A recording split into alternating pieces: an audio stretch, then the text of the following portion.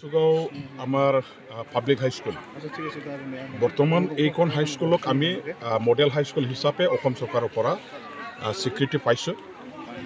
প্ৰতিটো সমষ্টিত এখনকৈ যিহেতু মডেল হাইস্কুল বনাবৰ কাৰণে অসম চৰকাৰৰ ফালৰ পৰা যোৱাবাৰ আমাৰ সৰ্বানন্দ সোণোৱাল ডাঙৰীয়াদেৱে যেতিয়া মুখ্যমন্ত্ৰী হিচাপে চৰকাৰখনক চলাইছিলে তেতিয়াই আমাক মানে এই মডেল হাইস্কুলবিলাকৰ কনচেপ্টটো লৈ কচুগাঁও মডেল হাইস্কুল বুলিও আমি ক'ব পাৰোঁ। গতিকে এই মডেল হাইস্কুলত আমাৰ ভাৰত চৰকাৰৰ যিটো পুঁজি আছে 3,54 লাখ টকা, ইয়াৰ এটা আঁচনি তেওঁলোকে নতুন এটা বিল্ডিং নিৰ্মাণ কৰিবৰ কাৰণে চেংচন দিছে আৰু এই চেংচনৰ পইচা দিয়ে আজি আমি অসম চৰকাৰৰ এটা আঁচনি আছে, এই আঁচনিৰ নামটো হ'ল যে সমগ্ৰ শিক্ষা অসম, সমগ্ৰ শিক্ষা অসম।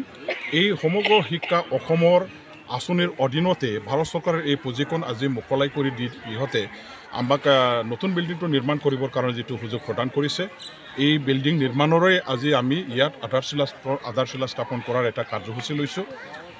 SMDCৰ প্ৰেচিডেণ্ট যিহেতু মই নিজেই আছোঁ এইখন হাইস্কুলত আৰু আমাৰ ইয়াত SMDCৰ মেম্বাৰ বহুকেইজন আছে আৰু অভিভাৱক তেখেতসকলেও আজি উপস্থিত থাকি ছাত্ৰ ছাত্ৰীসকল একেলগে থাকি আমি আধাৰশিলা স্থাপনৰ যিটো পবিত্ৰ কাম আজি সম্পন্ন কৰিব পাৰিছোঁ। যিখিনি এমাউণ্টৰ আমাক ইয়াত আঁচনি দিলে মই নিশ্চয়কৈ এই টকাৰে ভাল এটা বিল্ডিং যিহেতু আমি বনাই ল'ব পাৰিম। আমাৰ যিটো স্কুলত বিল্ডিঙৰ অভাৱ আছিলে সেইখিনি বিল্ডিং আমি আজি সেইখিনি পোৱাৰ পিছত নিশ্চয় কমপ্লিটলি নহ'লেও মানে মেক্সিমাম পাৰ্চেণ্টটো নিশ্চয় আমি পূৰণ কৰি ল'ব পাৰিম। গতিকে এইখিনিতো আমাৰ কাৰণে যথেষ্ট লাভজনক হৈছে, আমি লাভৱান হৈছোঁ আৰু চৰকাৰক মই ধন্যবাদ জ্ঞাপন কৰিছোঁ।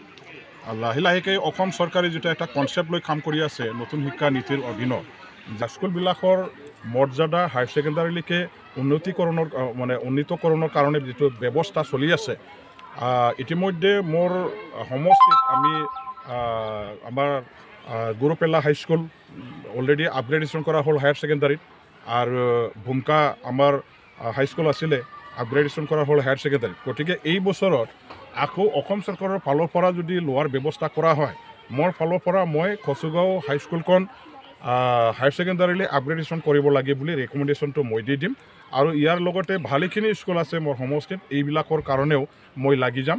গতিকে আশা ৰাখিছোঁ যে আজি বিল্ডিংটো নিৰ্মাণ কৰি লোৱাৰ পাছত আমাৰ অনাগত দিনবিলাকৰ হায়াৰ ছেকেণ্ডাৰী যদি আপগ্ৰেডেশ্যন ইয়াত হয় তেতিয়া নিশ্চয়কৈ এই অঞ্চলৰ বৃহত্তৰ অঞ্চল যিহেতু আমাৰ মানে ফৰেষ্ট এৰিয়া আৰু বেকৱাৰ্ড অঞ্চল মানুহবিলাকৰ আৰ্থিক অৱস্থা ভাল নহয়।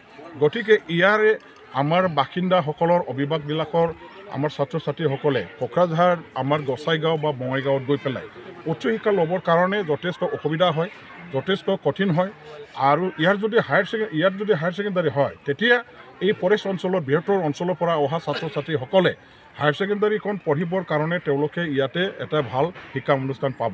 গতিকে ইয়াত যথেষ্ট দৰকাৰ আছে যে হায়াৰ ছেকেণ্ডাৰী যে হ'ব লাগে, ইয়াৰ কাৰণে আমি জোৰদাৰভাৱে কাম কৰিম। মই আশা ৰাখিছোঁ অসম চৰকাৰে নিশ্চয় সেইখিনি গ্ৰেণ্ট কৰিব। যিকোনো খবৰৰ বাবে যোগাযোগ কৰক 7099017330 লগতে 7099017110 নম্বৰত।